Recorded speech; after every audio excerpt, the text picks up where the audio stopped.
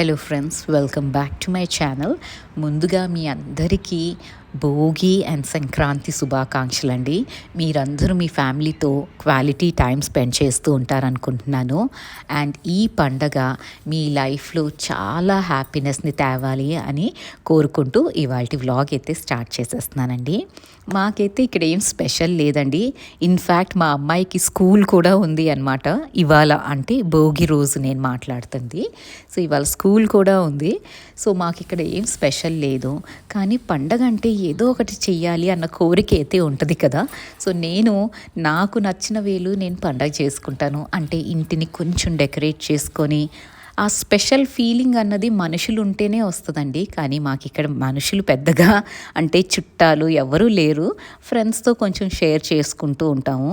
మిగతాది షేర్ చేసుకున్న ఆనందం వచ్చినా బాధ వచ్చినా షేర్ చేసుకునేది ఆ దేవుడితోనే. కాబట్టి పండగ అనేసి ఇవాళ దేవుడి మందిరం మాత్రం మొత్తం క్లీన్ చేసేసి ఫ్రెష్గా చేసేసుకుందాం ఆ కార్నర్ అని డిసైడ్ అయ్యానండి.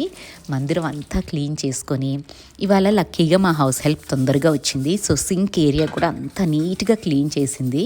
నేను దేవుడి సామాన్ కడుక్కుంటాను అంటే సో ఇక్కడికి తెచ్చుకొని పీతాంబరి వేసి విగ్రహాలన్నీ క్లీన్ చేసేసుకుంటున్నానండి.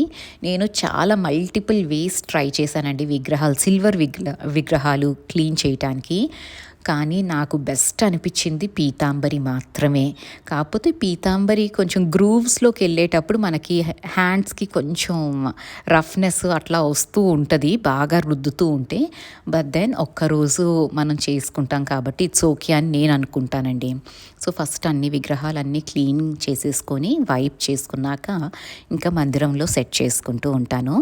అండ్ దేవుడి మందిరం క్లీన్ అయిన రోజు మాత్రం అసలు ఎంత ఫ్రెష్గా ఉంటుందండి ఆ మందిరం. నాకు స్వామివారిని చూస్తూ ఉంటే ఒక థాట్ వచ్చిందనమాట. అంటే చిన్నప్పుడు మా అమ్మాయికి నలుగు పెట్టి స్నానం చేయించేదాన్ని పండగ అంటే. సో అలా చేయించి దాన్ని రెడీ చేసి ఎంత అందంగా ఉంటారు కదండి పిల్లలు. నలుగు పెట్టి వాళ్ళకి హెడ్ బాత్ చేయిస్తే ఒకలాంటి ఫ్రెష్ ఫీలింగ్ ఉంటుంది. అదే ఫీలింగ్ స్వామివారిని చక్కగా నీట్గా చేసుకొని ఆయన మందిరాన్ని క్లీన్ చేసుకుంటే అదే ఫీలింగ్ వస్తుందేమో అనిపిస్తుంది. అండ్ ఆయన్ని చూస్తూ ఉంటే మాత్రం ఇంకా పూజ మంత్రం ఏమీ గుర్తు రాలేదండి. అలా చూస్తూ ఉండొచ్చు అనిపించింది. అండ్ చాలా రోజుల తర్వాత ఇవాళ కుంకుమ బొట్టు అయితే స్వామివారికి పెట్టుకున్నాను. మాకు ఇక్కడ క్లైమేట్కి ఏంటంటే ఫంగస్ ఎక్కువ వచ్చేస్తూ ఉంటుందండి. అందుకని నేను ఎక్కువ కుంకుమ బొట్టు అయితే పెట్టను. ఎందుకంటే మనం పూజ రోజు చెక్ చేసుకోము కదా. తీరా పూజ చేసుకొని దీపారాజన చేసుకున్నాక మనకి ఆ బొట్టులో అట్లా బూజు పట్టడం చూస్తే అసలు మనసు పాడైపోతుంది. అందుకని నేను అసలు అవాయిడ్ చేస్తున్నాను. పూణేలోనే నాకు ఈ ప్రాబ్లం ఉందండి. అదర్వైజ్ నాకు అసలు ఎప్పుడు ఇట్లా ఫేస్ చేయలేదు బొట్టు పెడితే ఫంగస్ రావటం అన్నది. ఇక్కడ కొంచెం మాయిశ్చర్ ఉంటుందో మరి ఏంటో రీజన్ నాకైతే తెలియదు. కానీ ఇవాళ పెట్టుకున్నాక మాత్రం అసలు ఎంత హాయిగా ఉందోనండి స్వామివారిని చూస్తూ ఉంటే.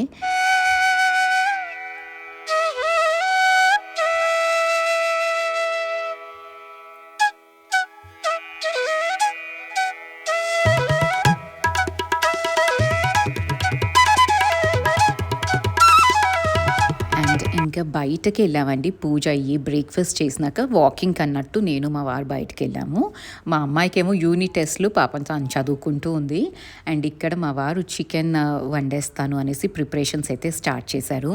మన వెజిటేరియన్ సబ్స్క్రైబర్స్ అయితే ఈ పార్ట్ ప్లీజ్ స్కిప్ చేసేసుకోండి, మీకు అంత కంఫర్టబుల్గా ఉండకపోవచ్చు. సో తను ఈ కుకింగ్ ప్రాసెస్లో ఉన్నప్పుడు నేను మాత్రం పైన వస్తువులన్నీ ఒక్కసారి చూసుకుంటూ ఉంటానండి. సండే రోజు నాకు కొంచెం టైం దొరుకుద్ది because I don't have to get in to kitchen. కాకపోతే ఇవాళ ఏమైందంటే జింజర్ గార్లిక్ పేస్ట్ అయిపోయింది.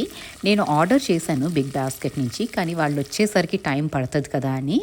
అండ్ తినేంటంటే కంట్రీ చికెన్ తెప్పించారు. సో ఫ్రెష్గా నూరుకుంటే బాగుంటుంది అనేసి దంచుకొని అదైతే వేసేసుకొని ప్రిపరేషన్స్ చేస్తున్నాము. అండ్ చికెన్ కానీ నాన్ వెజ్ మస్టర్డ్ ఆయిల్లో ఎప్పుడైనా ట్రై చేయండి, చాలా టేస్టీగా అయితే ఉంటుంది అంటారు. ఎందుకంటే మాకు నార్త్ ఇండియాలో వారణాసిలో ఉన్నప్పుడు అక్కడ నాన్ వెజ్ అంటేనే మస్టర్డ్ ఆయిల్లో చేస్తారండి. ఆవ నూనెలో నాన్ వెజ్ చేస్తారు వాళ్ళు. Especially summer through out the year ఆవ నూనె పెట్టుకుంటారనమాట, ఓన్లీ ఫర్ నాన్ వెజ్ అన్నట్టు. సో ఇవాళ కూడా మస్టర్డ్ ఆయిల్లో అయితే చేస్తున్నారండి మా వారు. అండ్ కొంచెం బగారా రైస్ చేసేద్దాము అనుకున్నాము. సో తిను కుకింగ్ చేసేటప్పుడు నేనైతే బయట పనులు చూసుకుంటున్నాను. ఇవాళ ఏంటంటే కిచెన్ టవల్స్ అన్నీ వాష్ చేస్తున్నాను. ఈ మధ్య చెప్తున్నాను కదండి, రోజు హ్యాండ్ వాష్ అయితే చెయ్యట్లేదు. చలికాలం నేను కొంచెం అవాయిడ్ చేస్తున్నాను. సో అన్నీ అక్యూములేట్ చేసుకున్న వాటిలో కొంచెం వెనిగర్ వేసేసుకొని మెషిన్లో పెట్టుకున్నాను. అండ్ వీటిల్ని మెషిన్లో ఒక్కసారి వేసేసి వెనిగర్ వేసాం కాబట్టి ఆ స్మెల్ కూడా రాదండి. వెనిగర్ లేకపోతే ఏమవుతుంది అంటే కిచెన్ టవల్స్ కొంచెం ఒకలాంటి స్మెల్ అయితే వస్తుంది. అండ్ గ్రాసరీస్ అన్నీ తెప్పించుకున్నాను, అవన్నీ సర్దుకుంటున్నాను. అండ్ ఆయిల్స్ నేను ఏ ఆయిల్ యూస్ చేస్తాను అని అడుగుతున్నారండి మన సబ్స్క్రైబర్స్. నేను మోస్ట్లీ కోల్డ్ ప్రెస్ ఆయిల్సే తెప్పించుకుంటాను. అంతకుముందు అయితే అమెజాన్లో నుంచి ఆర్డర్ చేసేదాన్ని, కానీ ఇప్పుడు బిగ్ బాస్కెట్లో అన్నీ దొరుకుతున్నాయి కాబట్టి బిగ్ బాస్కెట్ నుంచి ఇట్లాంటి కోల్డ్ ప్రెస్ కోకోనట్ ఆయిల్ కానీ, కోల్డ్ ప్రెస్ గ్రౌండ్నట్ ఆయిల్ కానీ, లేదా నువ్వుల నూనె కానీ, ఈ 3 బట్ కోల్డ్ ప్రెస్ అన్నదే ప్రిఫర్ చేస్తున్నాను. అండ్ రిఫైన్డ్ ఆయిల్స్ అన్నవి అసలు మానేసి నేను ఆల్మోస్ట్ 5-6 ఇయర్స్ పైనే అయిపోయిందండి. And one more important thing, refill packs ఎప్పుడైనా మీరు క్లీనింగ్ డిటర్జెంట్స్ కొనేటప్పుడు రీఫిల్ ప్యాక్స్ ప్రిఫర్ చేశారు అంటే you can save some money అండి. అంటే ఎక్కువ డిఫరెన్స్ ఉండదు, 5 రూపీస్ 6 రూపీస్ డిఫరెన్సే ఉంటుంది ఒక బాటిల్కి రీఫిల్కి. కానీ 5-10 రూపాయలైనా ఎంత కష్టపడితే వస్తాయి అని నేను అనుకుంటానండి. అండ్ మనీ సేవ్ చేయాలంటే లక్షల్లో ఒక్కసారి సేవ్ చేయలేం. Each and every penny save చేస్తూ ఉంటేనే కదండి ఒకరోజు we can reach the target of whatever amount you keep. So నేనైతే ఎప్పుడూ రీఫిల్ ప్యాక్సే తెప్పించుకుంటాను. ఫస్ట్ టైం ఎలాగో మనం కంటైనర్స్ కొంటాం, ఆ కంటైనర్స్ ఉంటాయి, వాటిని రీయూజ్ చేసుకోవచ్చు. And in this process if I'm saving 5 rupees or 6 rupees, మీకు అనిపించచ్చు 5 రూపాయలకు కూడా ఇంత ఆలోచించాలా అని. కానీ అట్లా 5 స్మాల్ అమౌంట్స్ కూడబెట్టే కదండి పెద్ద అమౌంట్ సేవ్ చేయగలము అని నేను నమ్ముతూ ఉంటాను. ఇట్స్ మై పర్సనల్ చాయిస్ అండి. ఎందుకంటే మన సబ్స్క్రైబర్స్ కొందరు అడుగుతున్నారు మనీ సేవింగ్ టిప్స్ అన్నట్టు.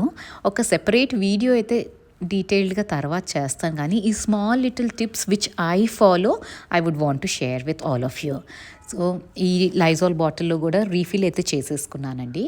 అండ్ ఈ పనులన్నీ అయిపోయినాక ఇవాళ నాకు చాలా బోరింగ్ పని అండి ఇది, కానీ ఒక్కసారి దిగానంటే చాలా ఇంట్రెస్ట్తో చేస్తాను. అదేంటి అంటే నా జంక్ జ్యువెలరీ ఏదైతే ఉందో అండ్ నా సిల్వర్ జ్యువెలరీ. నాకు సిల్వర్ జ్యువెలరీ అంటే చాలా ఇష్టం అండి. సో కొంచెం కలెక్షన్ అయితే ఉంటుంది, చిన్న కలెక్షన్ నాది. అవన్నీ నేను ఈ ఆర్గనైజర్లో పెట్టుకుంటాను. కానీ ఈ మధ్యకాలం దీన్ని అసలు సర్దలేదు. లిటరలీ ఈ ఇంటికి వచ్చిన కొత్తల్లో కొంచెం సెట్ చేశాను, అంటే 1 ఇయర్ అయితే అయిపోయి ఉంటుంది. సో ఇవాళ ఇవన్నీ తీసి మొత్తం సెట్ చేసుకుంటున్నాను.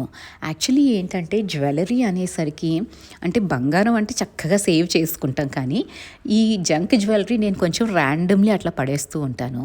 ఈ ఆర్గనైజర్ కొన్నాక కొంచెం బెటర్గా ఉందండి నా పరిస్థితి. ఎందుకంటే ఏవి ఎక్కడున్నాయో తెలుస్తూ ఉంటాయి, అప్పుడప్పుడు పెట్టుకుంటాను.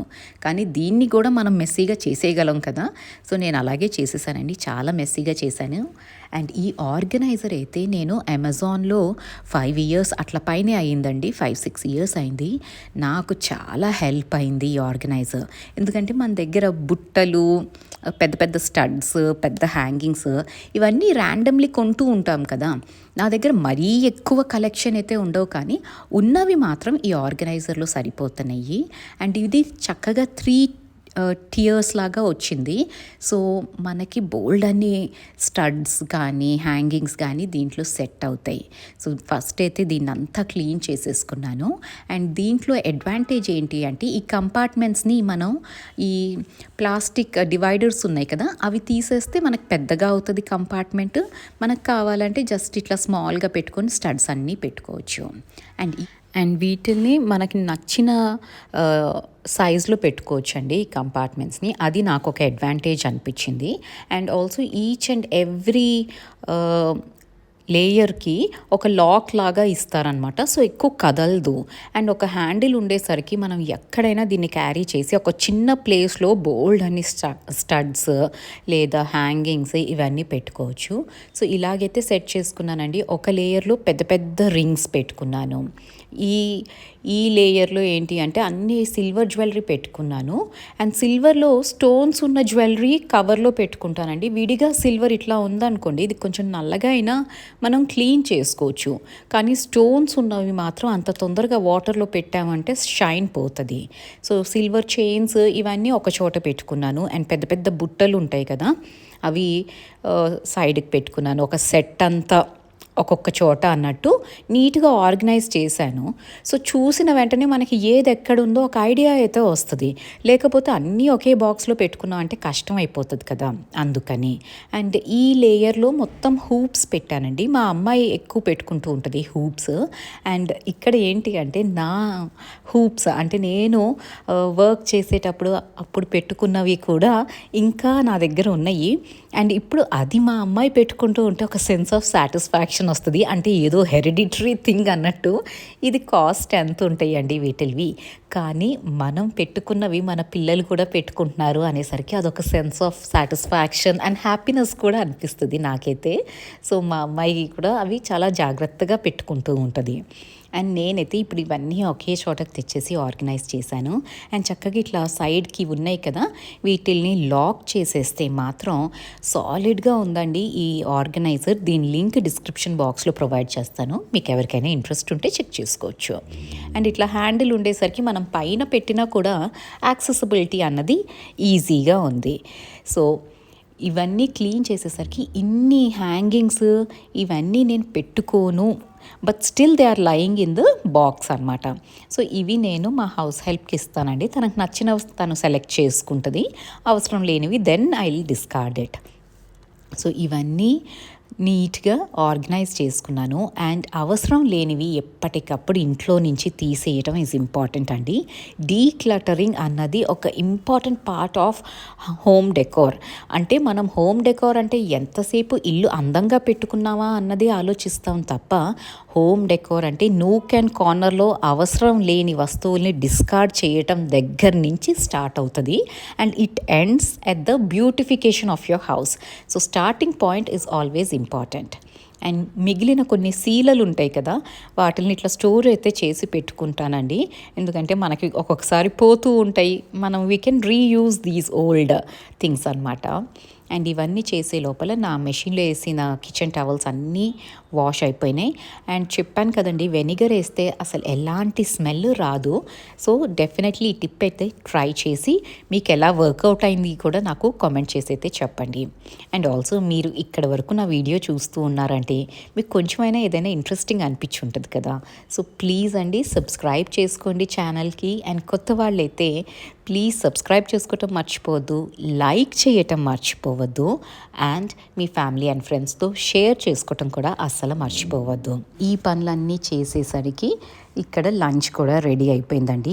సో ఇంకా సండే రోజు హ్యాపీగా లంచ్ చేసేసి కాసేపు అందరం కూర్చొని ఏదో ఓటీటీ చూడటమో లేకపోతే కబుర్లు చెప్పుకోవటమో జరుగుతూ ఉంటుంది. అండ్ డిస్కషన్ అన్నది సండే మాత్రం మా ఇంట్లో మస్ట్ అండ్ షుడ్గా ఉంటుందండి. అండ్ ఒక్కొక్కసారి వీర లెవెల్లో ఉంటాయి అన్నమాట డిస్కషన్స్. బయట నుంచి ఎవరైనా వింటూ ఉంటే కొట్టేసుకుంటున్నారేమో అనిపిస్తుంది. బట్ దెన్ ఎవరి ఒపీనియన్ వాళ్ళు షేర్ అయితే చేసుకుంటాము. సో ఇట్లా అయితే ఒక క్వాలిటీ ఫ్యామిలీ టైం అయితే స్పెండ్ చేస్తామండి. అండ్ ఈవినింగ్ మళ్ళీ వాకింగ్కి వెళ్ళాను మా వారితో. సో అక్కడికి వెళ్ళినప్పుడు లక్కీగా ఈసారి లిల్లీస్ కనిపించినాయి అండి. అవి తెచ్చుకొని ఇంట్లో పెట్టుకున్నాను. అసలు ఆ ఫ్రేగ్రెన్స్ ఎంత బాగుంటుంది కదా, నాకు చాలా ఇష్టం. మీలో ఎంతమందికి లిల్లీస్ ఫ్రేగ్రెన్స్ నచ్చుద్దో కూడా నాకు కామెంట్ చేయండి. సో ఇంతటితో ఈ వీడియో అయితే ఎండ్ చేసేస్తున్నానండి.